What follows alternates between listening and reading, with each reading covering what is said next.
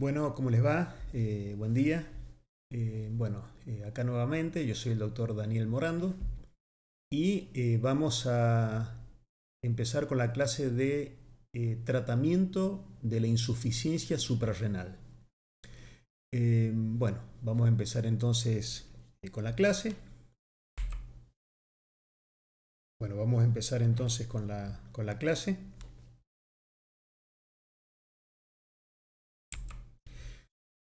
Bueno, la insuficiencia suprarrenal, como dice acá y como les dije el año pasado, es el fracaso adrenocortical para producir glucocorticoides y también mineralocorticoides en relación a las demandas del organismo. Esta insuficiencia suprarrenal puede ser debida a una destrucción del córtex adrenal, o sea, de la corteza, o sea, esto sería una insuficiencia adrenal primaria o enfermedad de Addison, o puede ser debido a un déficit de ACTH hipofisaria o de CRH hipotalámica, en cuyo caso será una insuficiencia adrenal secundaria o terciaria. Bueno, acá ven que la corteza adrenal está dividida en 3 capas, cada una de las cuales produce mineralocorticoides, glucocorticoides y esteroides sexuales. Entonces, uno entiende que si llega a fallar la corteza adrenal, o sea, si la corteza adrenal es insuficiente, deberíamos hacer sustitución de estas 3 cosas. O sea, deberíamos sustituir no solamente los glucocorticoides, sino los mineralocorticoides y también los esteroides sexuales, particularmente la dehidroepiandrosterona.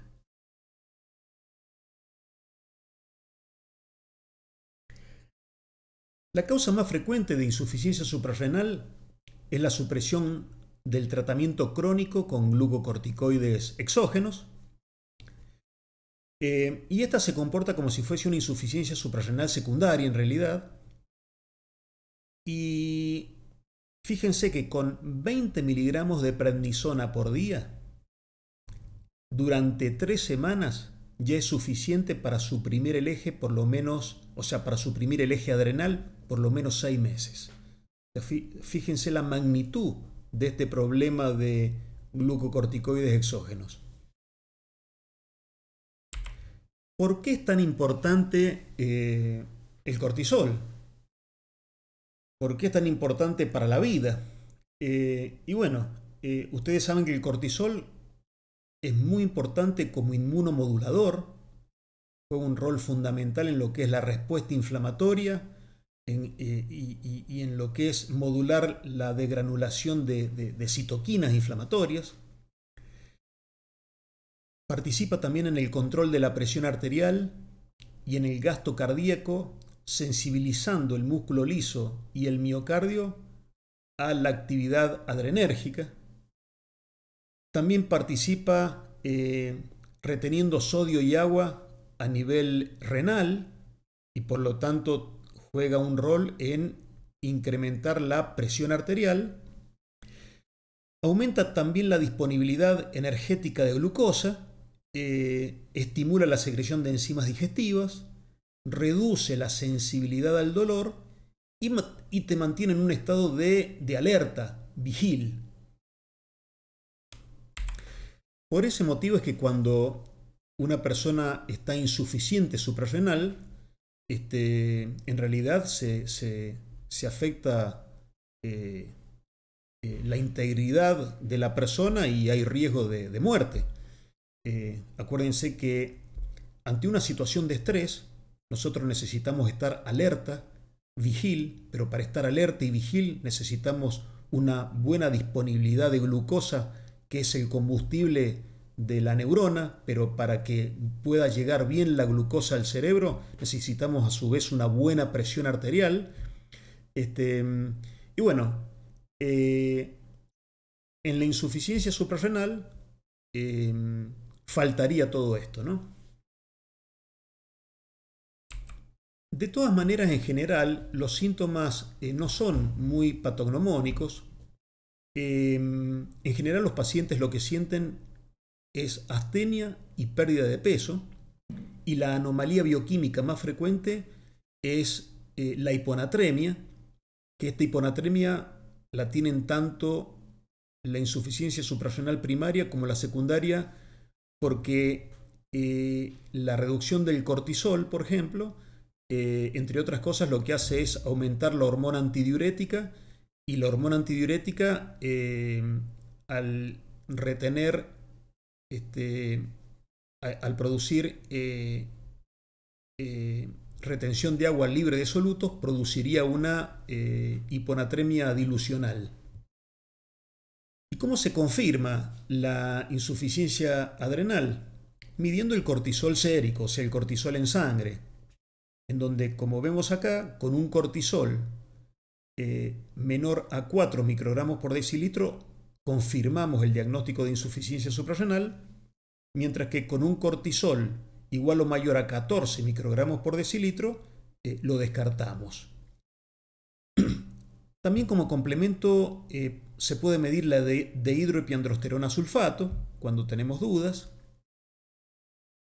Y medir ACTH serviría para distinguir si es primaria o secundaria, si es que la clínica no nos orienta, ¿no?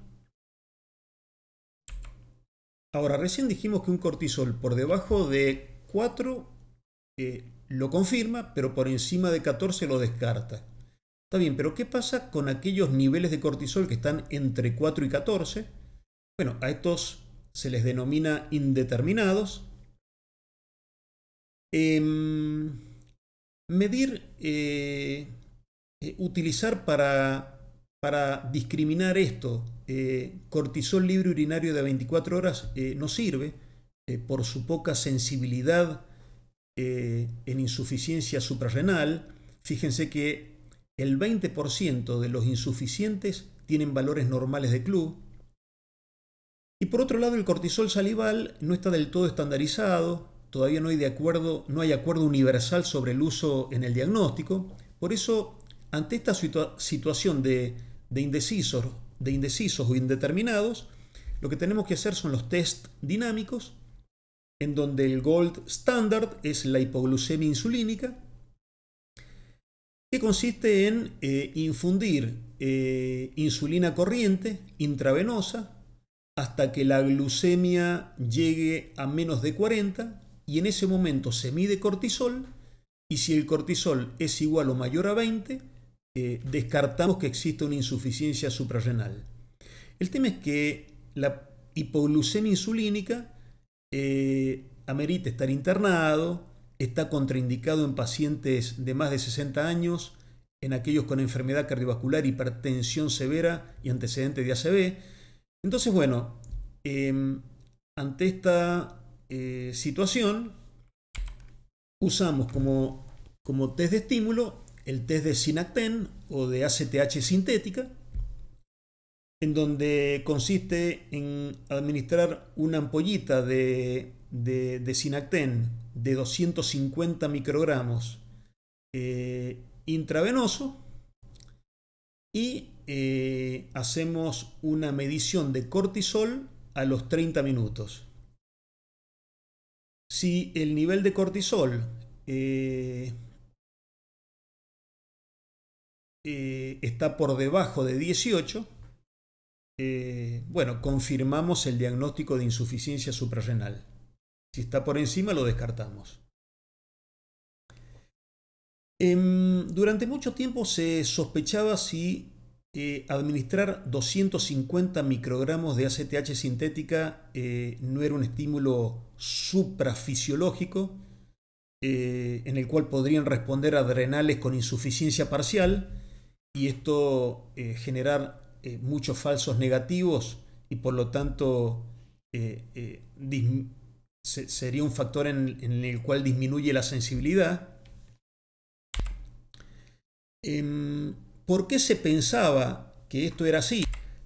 Porque en condiciones fisiológicas, ustedes saben que con niveles plasmáticos de ACTH mayor a 100 ya, se logra una producción suprarrenal máxima de cortisol. O sea, con más de 100 picogramos por mililitro de ACTH, que es la respuesta fisiológica ante un estrés, se logra la producción suprarrenal máxima de cortisol. Mientras que cuando vos administras 250 microgramos de Sinacten o de ACTH sintética, los niveles de ACTH en sangre superan los 50.000. Entonces, claro, se pensaba que con semejante dosis de ACTH podríamos estar estimulando una glándula parcialmente atrofiada y por lo tanto darnos falsos negativos. Por eso se realizaron estudios con 1 microgramo de ACTH sintética, en donde con 1 microgramo de ACTH sintética se logran obtener niveles plasmáticos de ACTH de alrededor de 1000 picogramos por mililitro. Pero la mayoría de los estudios, incluso los estudios más recientes, demostraron que entre 1 microgramo y 250 microgramos no hay diferencia en cuanto a la sensibilidad. ¿Por qué? Porque parecería que con una ACTH plasmática por encima de 100 picogramos por mililitro, ya la curva dosis-respuesta es bastante plana. O sea, como que dar mucho más no cambia la historia, diríamos, o no cambian los resultados. Bueno, una vez diagnosticada la insuficiencia suprarrenal, viene el dilema de cuál es el mejor tratamiento. Ustedes saben que en general, particularmente la enfermedad de Addison, más que la insuficiencia suprarrenal secundaria, la enfermedad de Addison tiene mala calidad de vida, son pacientes con con más mortalidad, más morbilidad. Se ha demostrado que los pacientes con Addison tienen menor capacidad para mantener un empleo, a pesar de estar sustituidos, pero esto sería debido a que la reposición hormonal actualmente empleada es imperfecta. Fíjense que en condiciones fisiológicas normales, la secreción de ACTH y de cortisol es pulsátil. Además de ser pulsátil, siguen un ritmo circadiano. Además, la sensibilidad de los receptores a glucocorticoides en los distintos tejidos varía según el momento del día. O sea, ocurren una serie de situaciones en condiciones fisiológicas que realmente es difícil de imitar. Así todo, no tenemos muchas alternativas. Ustedes saben que el tratamiento de elección es la hidrocortisona. Justamente la hidrocortisona es el equivalente al cortisol. Y la dosis que se usa habitualmente es de 15 a 25 miligramos por día, habitualmente en tomas fraccionadas porque la vida media biológica es relativamente corta. Hay que darla por lo menos 2 veces por día. Es importante tener en cuenta que las necesidades diarias también dependen de la superficie corporal. Y la idea es, en el tratamiento, remedar el ritmo circadiano del cortisol. O sea, habitualmente se da 2/3 de la dosis en la mañana y 1/3 de la dosis en la tarde, en donde la primera dosis, que suele ser de 10 a 15 miligramos, se debe tomar inmediatamente al despertar, justamente con la finalidad de imitar el patrón de secreción fisiológica. Y la última dosis no se debería dar más de 4 horas antes de acostarse. O sea, se debería dar antes de las 18 horas.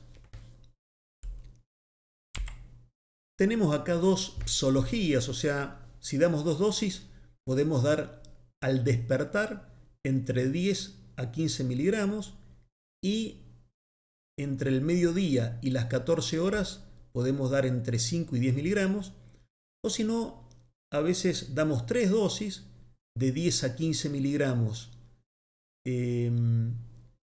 al despertar, de 5 a 10 miligramos al mediodía y un restito, unos 5 miligramos, una dosis menor, alrededor de las 16 horas. A veces esta triple dosis, o sea, triple psología, es más conveniente en algunos pacientes que sufren bajones vespertinos. Rara vez es necesario tratar con más de 25 miligramos por día, siempre y cuando la reposición de mineralocorticoides y el consumo de sal sean suficientes. O sea, es muy importante este tema, ¿no? Pueden usarse otros esteroides orales alternativos, o sea, pueden usarse corticoides sintéticos, como por ejemplo la prednisolona o la prednisona. Esto podría ser una alternativa en pacientes con poca adherencia porque tienen vida media mucho más larga y por lo tanto la administración se podría limitar a una dosis diaria. Pero hay otros corticoides sintéticos como es la dexametasona, la beclometasona, el deflazacort, la betametasona, que por tener una vida media más prolongada no se recomiendan porque podrían conducir fácilmente a una sobredosis y a un Cushing, ¿no? ¿En base a qué ajustamos la dosis de hidrocortisona? Bueno, ustedes saben que no existe un parámetro bioquímico fiable o confiable para monitorear el tratamiento con hidrocortisona. Por ejemplo, la ACTH, por su pulsatilidad, no provee una información útil. Además, muchas veces querer normalizar ACTH conduce a un sobretratamiento.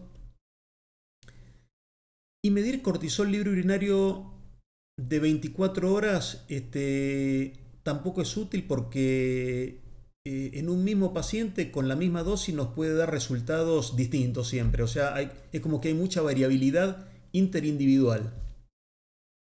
Por eso es que el monitoreo del tratamiento se debe basar fundamentalmente en parámetros clínicos, en la clínica.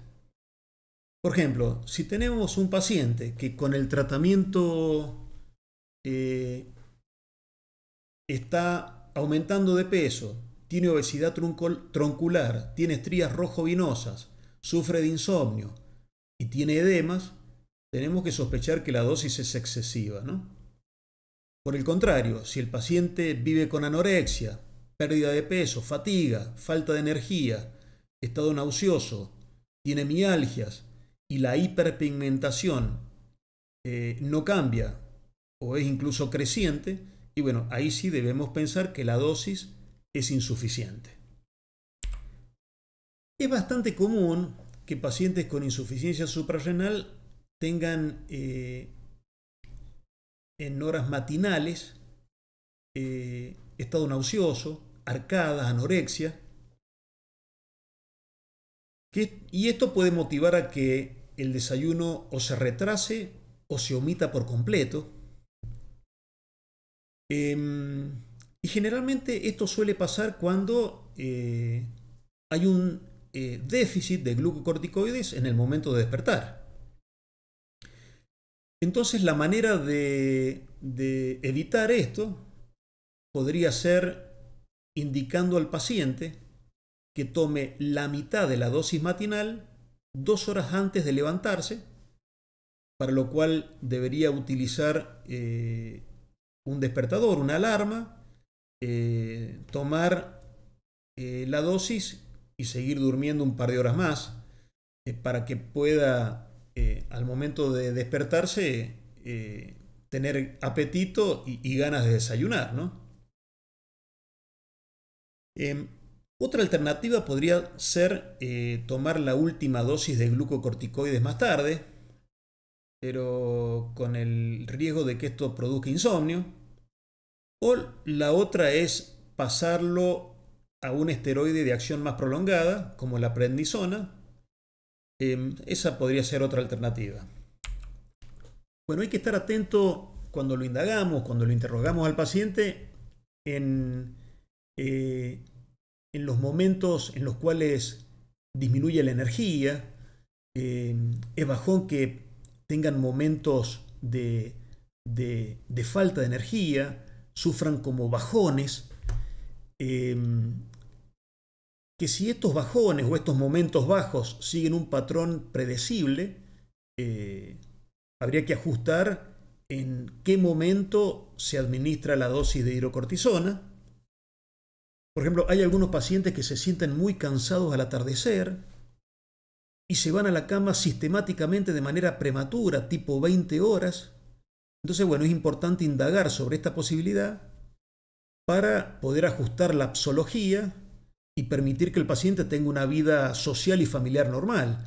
Que esto muchas veces, la solución a esto sería colocar una tercera dosis de hidrocortisona dentro del pool, hacer una redistribución y aplicar una tercera dosis tipo entre las 16 y las 17 horas.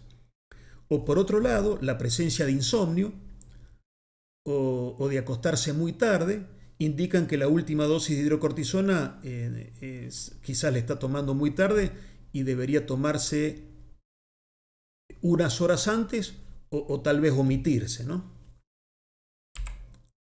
No olvidarse de los mineralocorticoides, o sea, particularmente en el Addison. Acuérdense de que la aldosterona es esencial para el mantenimiento del sodio corporal, el equilibrio hídrico y el control de la presión arterial. El tema es que como los mineralocorticoides tienen una actividad biológica más prolongada, puede pasar de que si vos los interrumpes, el paciente esté durante varios días bastante bien hasta que termina produciéndose una depleción de la reserva corporal de sodio. Pero bueno, para que pase eso puede pasar 5 días, una semana. No es como la falta de hidrocortisona, que si retrasaste la toma ya te sientes mal. Con el mineralocorticoides, hasta que se produce la depleción de sodio, pueden pasar días sin que vos sientas los efectos. Y esto puede llevar a que uno se relaje. Esto podría conducir a un mal cumplimiento de los mineralocorticoides e incluso podría motivar a que los médicos se mostrasen más laxos en la optimización de esta terapia. Y nos encontramos que muchas veces estos pacientes están crónicamente mal, con una sensación de aturdimiento, de debilidad, de agotamiento y un deseo anormal de consumir alimentos salados. Entonces a los mineralocorticoides hay que reponerlos. Se utiliza habitualmente la fludrocortisona. La dosis puede ser bastante variable dependiendo del caso. Suelen requerir dosis más alta los individuos que hacen actividad física, y obviamente hay que aumentar en verano un 50% la dosis habitual.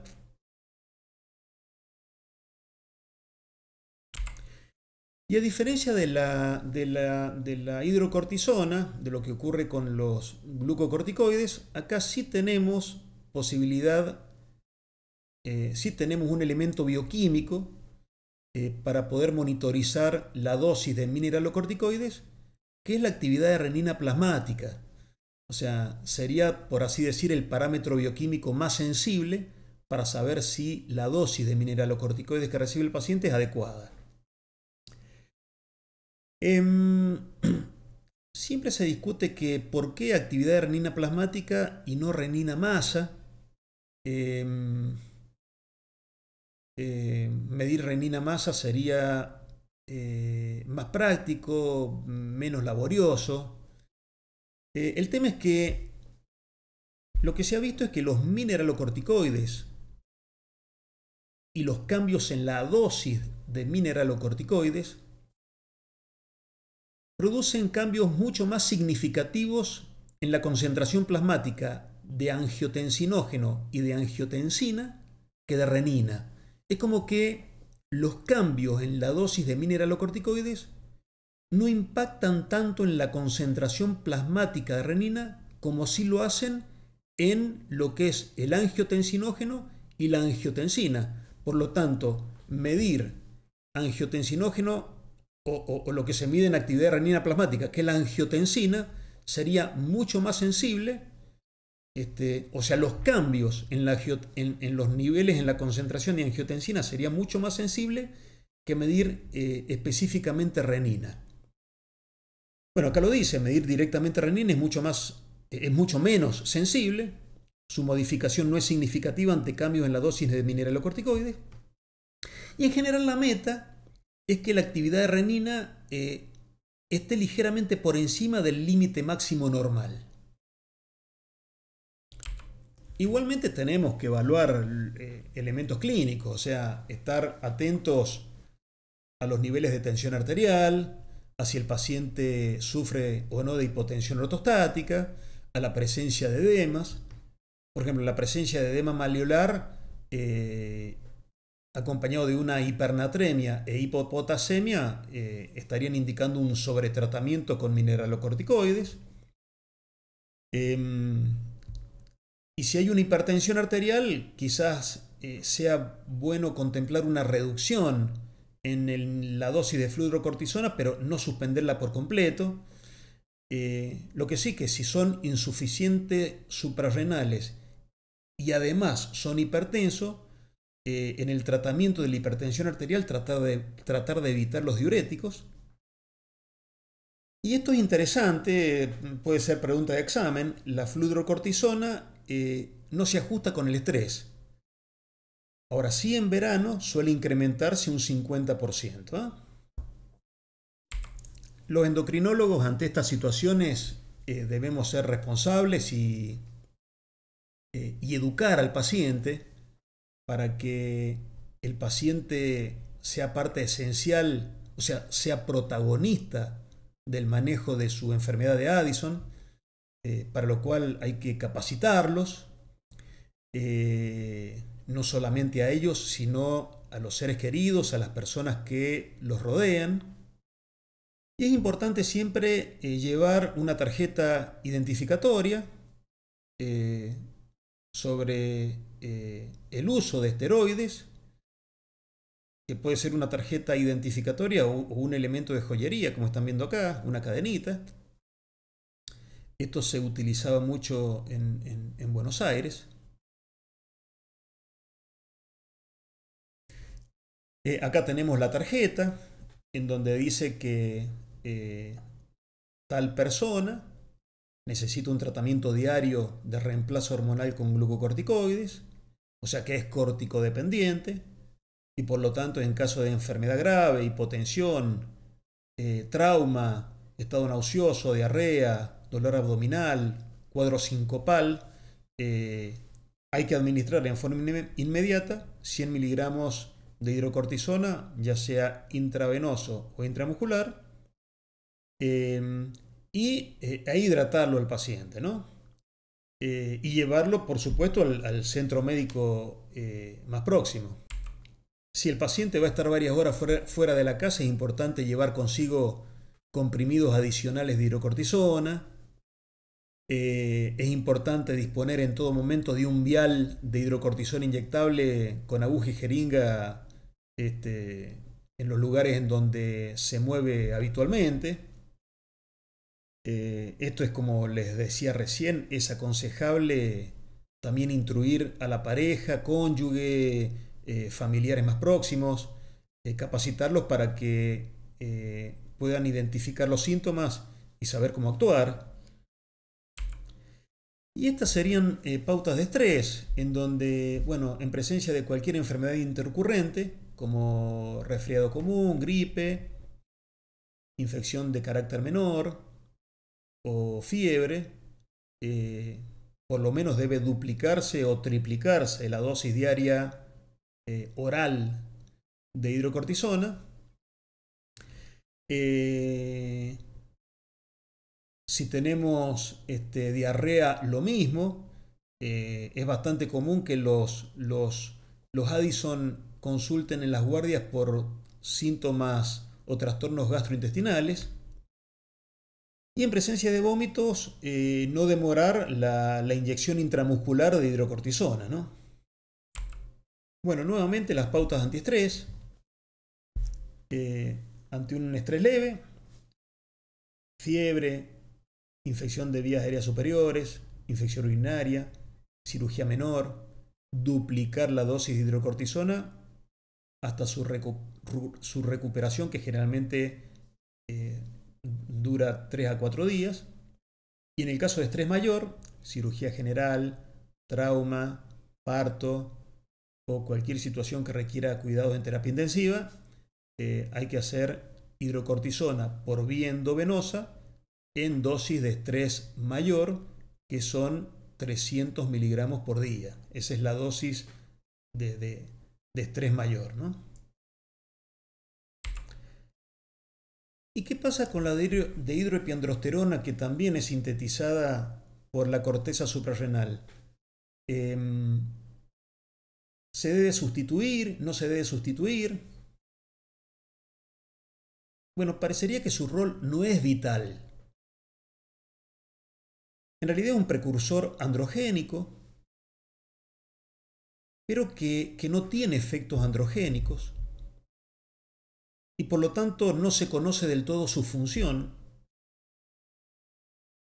Parecería que es más importante en la mujer que en el hombre y parecería que su rol fundamental estaría a nivel del sistema nervioso central,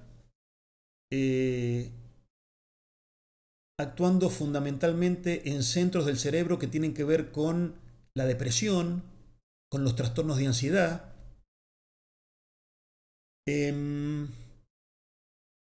Y bueno, se plantea darla en aquellos pacientes en quienes, a pesar del tratamiento sustitutivo con cortisol y fludrocortisona, refieren tener mala calidad de vida, que podrían ser particularmente mujeres. Entonces aquí se plantea la necesidad de sustituir, en estos casos en particular, sustituir con DEA. La dosis que se administra es entre 25 y 50 miligramos por día. Y bueno, en el caso de que sea una mujer, cuidado si la mujer tiene antecedentes de SEA de mama o riesgo elevado, ¿no? Bueno, y esta sería la última diapositiva. Muchas gracias, chicos. Y gracias por la atención y estoy a su disposición. Muchas gracias. Adiós.